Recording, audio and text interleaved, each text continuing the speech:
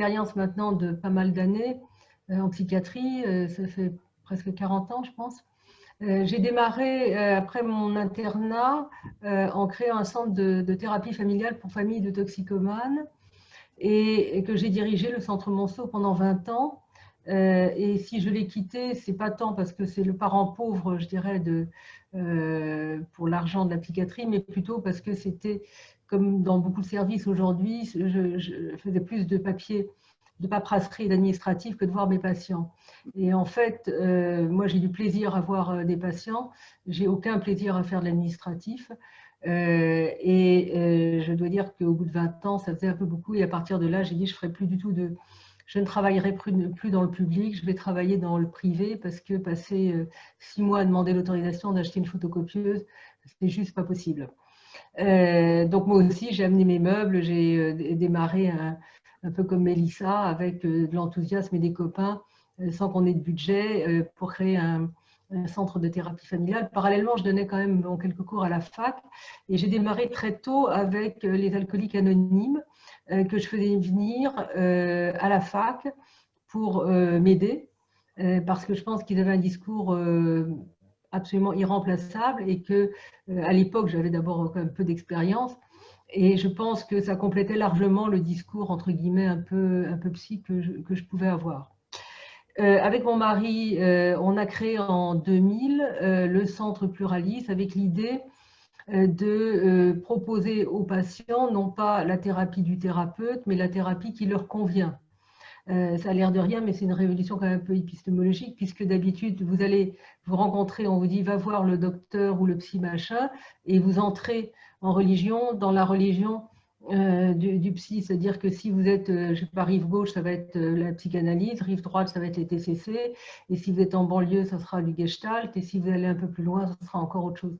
Donc en fait, les gens sont très peu formés sur l'approche psychologique, et l'idée n'est pas de proposer une seule approche, mais de proposer plusieurs approches. Et donc dans le centre Pluralis, on a toutes les techniques évaluées et proposées par des gens formés et diplômés. Pour ma pratique personnelle, moi je travaille beaucoup, enfin je dis toujours gros, demi-gros détails, c'est-à-dire je travaille en individuel avec des couples et avec des familles. Et dans les trois cas, on rencontre l'alcoolisme, c'est-à-dire qu'en individuel, bon c'est évident, les gens se présentent ou ne se présentent pas, où on découvre qu'ils sont alcooliques. Et là, immédiatement, enfin je veux dire, je n'hésite pas à être extrêmement directive et à leur dire, écoutez, il y a les AA et il faut y aller. Et là, je leur fais, je dirais, bon, la danse du ventre pour leur expliquer tout l'intérêt, une fois, deux fois, trois fois, et j'y reviendrai, je dirais, systématiquement. Dans les thérapies de couple, on a souvent, je dirais, l'ouverture de l'alcool par le biais de la violence conjugale. C'est-à-dire que quand les couples commencent à vous raconter qu'ils s'insultent et ils se bagarrent, et ça peut être violent, on sait très bien que dans, je veux dire, 8 cas sur 10, il y a de l'alcool derrière. Et là, à ce moment-là, est-ce que vous buvez? Quel est votre rapport à l'alcool, vous, monsieur, vous, madame? Et comment vous comprenez, je dirais, l'impact de l'alcool dans votre dynamique de couple?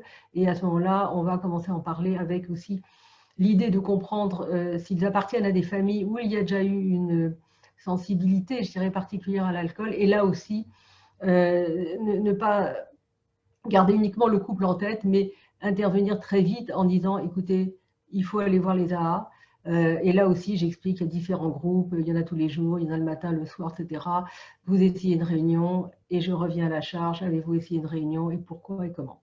Dans le cas des familles, on a là d'autres configurations qui sont aussi très intéressantes dans le rapport avec les AA parce qu'on a des familles qui vont je pense à un couple que j'ai vu l'autre jour, le frère de monsieur est alcoolique et toute la vie familiale est complètement envahie aujourd'hui parce qu'il y a quelqu'un de l'entourage familial et on ne sait pas comment l'aider. Et là, l'idée, c'est de leur dire, les valeurs des AA, c'est la solidarité.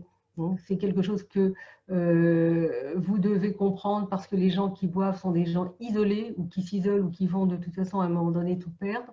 Et vous, votre frère, il a encore une famille, donc accompagnez-le aux AA, allez-y et prenez le relais pour les aider. Donc je crois qu'à tous les niveaux, on peut intervenir et c'est vrai que connaître les AA, alors il y a connaître les AA, c'est aussi faire lire je sais pas, le Gan Kessel, c'est leur donner des films à voir, c'est-à-dire leur donner plusieurs portes d'entrée pour qu'ils aient la possibilité à un moment donné d'aller aux arts. Alors, mon expérience est que, bien entendu, on a parfois des succès, hein, des gens qui y vont et que ça va marcher. Hein, ça va marcher peut-être pas la première ou la troisième fois. Et puis, il y en a d'autres qu'on perd de vue et puis qui vont revenir 1 an, 2 ans après. Et là, on revient à la charge.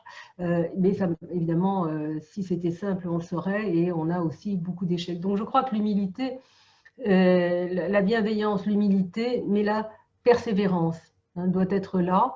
C'est-à-dire qu'on doit, nous, continuer à les accompagner et continuer, quel que soit le nombre d'années où ils rechutent, à être présents. Qu'est-ce que je peux dire d'autre?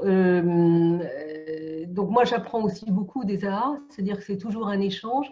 Hein, je crois que ce que je disais sur la solidarité, c'est vraiment la chose importante, mais quand je dis j'apprends, c'est aussi ce que dit Mélissa à un moment donné, c'est-à-dire qu'on reçoit beaucoup quand on aide les gens, et on a la chance de faire des métiers de solidarité et d'aide, et surtout dans une période comme maintenant, où on comprend, je dirais, les valeurs fondamentales, le sens de la vie.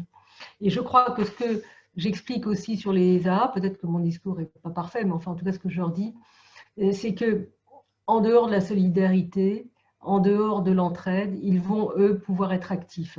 Et c'est en prenant du service à un moment donné, qu'ils vont aussi trouver un nouveau sens à leur vie pour ceux qui, finalement, ont construit une vie où il n'y avait pas beaucoup de sens et pas beaucoup de choses positives.